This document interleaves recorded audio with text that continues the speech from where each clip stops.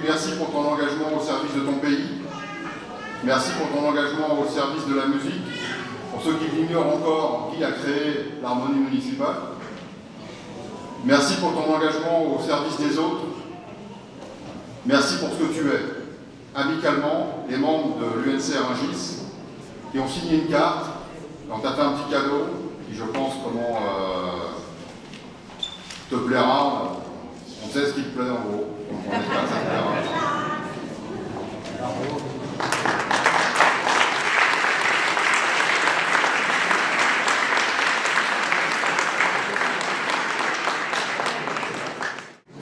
À l'issue de cette cérémonie protocolaire de décoration, il me revient effectivement le plaisir et l'honneur de vous expliquer quand même néanmoins pourquoi cette Légion d'honneur. On pourrait se poser la question. Eh bien, je vais vous donner la réponse.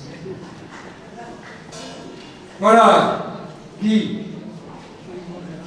quelques souvenirs.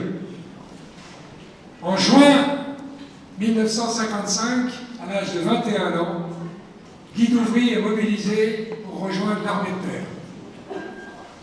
D'un caractère très affirmé, l'esprit même quelque peu rebelle, pour ceux qui l'ont connu jeune, il se trouvait peu adapté à la vie militaire. Heureusement, son séjour aux orphelins d'Auteuil lui avait inculqué la discipline et le respect de la patrie. Affecté au 4e régiment de tirailleurs tunisiens, le 4e RTT, basé à Sidi Bouzid, en qualité de conducteur du chef de corps, il s'investit néanmoins très vite dans l'opérationnel militaire. En octobre 1956, revenant d'une mission de liaison, son combat est stoppé par une foule très agressive et armée. Conducteur de sweet-car de l'escorte de ce convoi, il prend l'initiative, au péril de sa vie et au mépris du danger, de dégager la voie en forçant le barrage sous un feu violent. Blessé, Guy Douvry a ainsi permis de sauver le reste de l'équipage de l'escorte. Ce jour-là, 7 hommes ont perdu la vie, dont son chef de bord. Pour cet acte de courage et de bravoure, il est cité à l'ordre du régiment et reçoit la croix de la valeur militaire et un peu plus tard est décoré de la médaille militaire. Commémorant le 8 mai 1945, 80 ans plus tard, la nation reconnaissante a promu Guy Douvry au grade de chevalier dans l'ordre de la Légion nationale.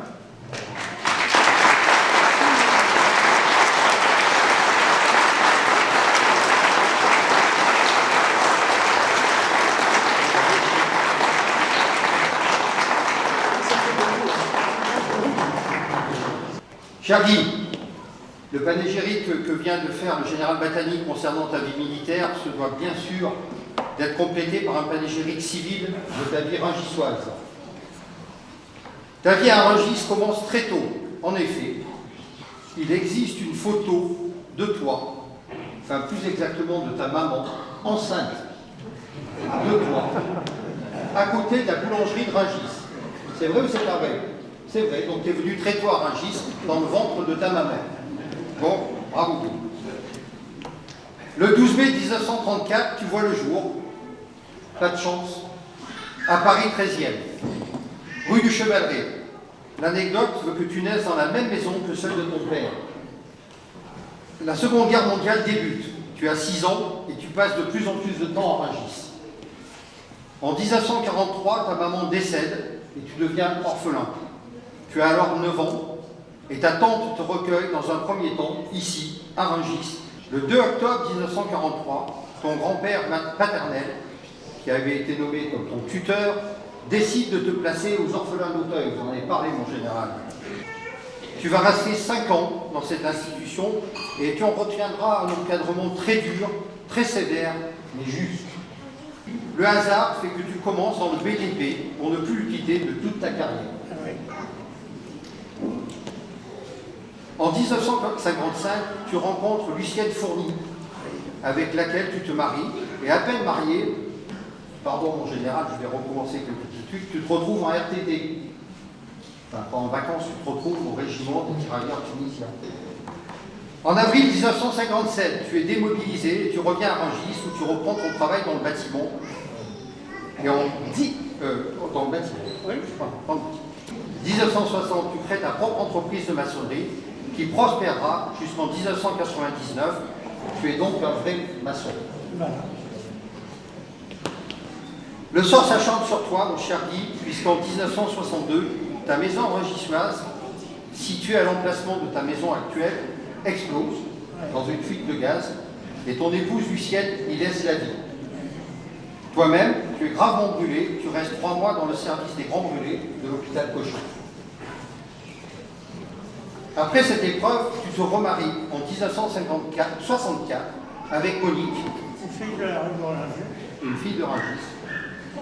Et en 1965, naît ta seconde fille, Isabelle. Bravo. La vie continue à Rungis et en 1971, bing, tu divorces. Et là, tu rencontres la belle Ginette, qui devient en 1973 ta 3e, et on l'espère, dernière épouse. Ça va être dur de faire mieux. Ça va être dur de faire mieux. Il va falloir s'arrêter. De ce mariage naissent 2 garçons, Alexandre et Guillaume. Et là, pendant des années, à Rungis, tu construis, tu démolis, tu construis, tu démolis, tu construis, tu démolis. T'arrêtes pas. En 1989, tu crées l'harmonie municipale de Rungis. Ils sont là-haut, mesdames, messieurs.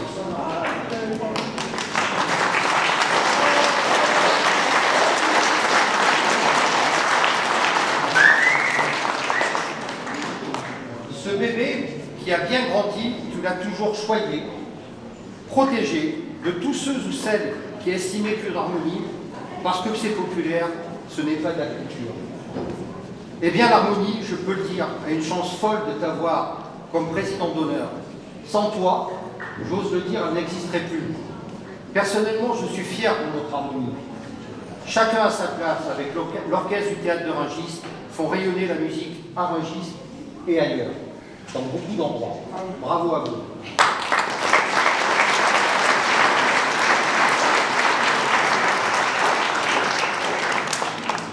Cher Guy, tu continues à œuvrer dans ton métier jusqu'en 1999 et depuis, tu coules une retraite bien méritée à Rungis, avec toujours un œil sur tout ce qui se passe dans cette ville que tu aimes tant et qui te le rend bien.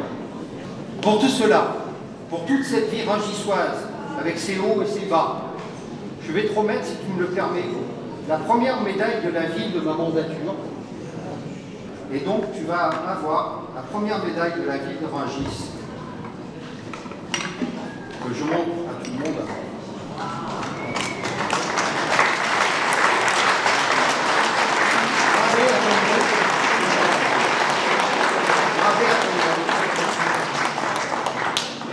Donc voilà, mon cher Guy, cette médaille de la ville que tu mérites, gravée à ton nom, comme j'aime de le dire, avec toutes mes félicitations, mon amitié sincère et ma fraternité.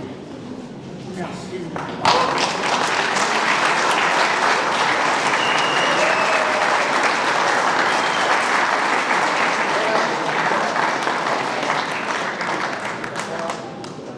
Voilà. Cette Légion d'honneur m'a fait réfléchir aux 7 compagnons qui sont restés sur place le jour de cette embuscade.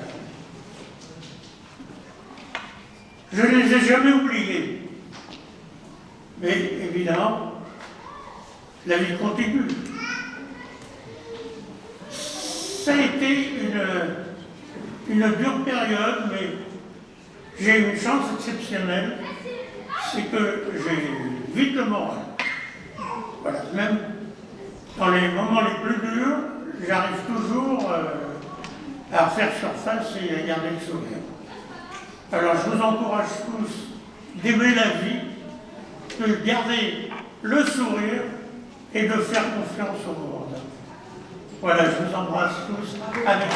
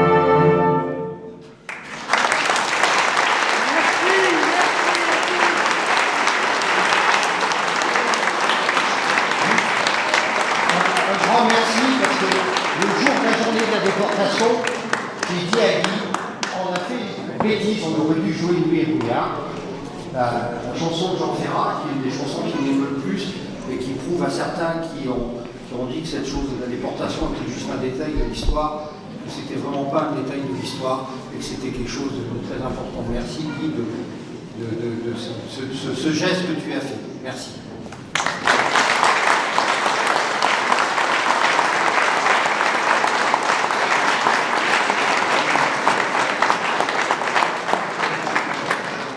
Non, là-bas, allez, Hugo.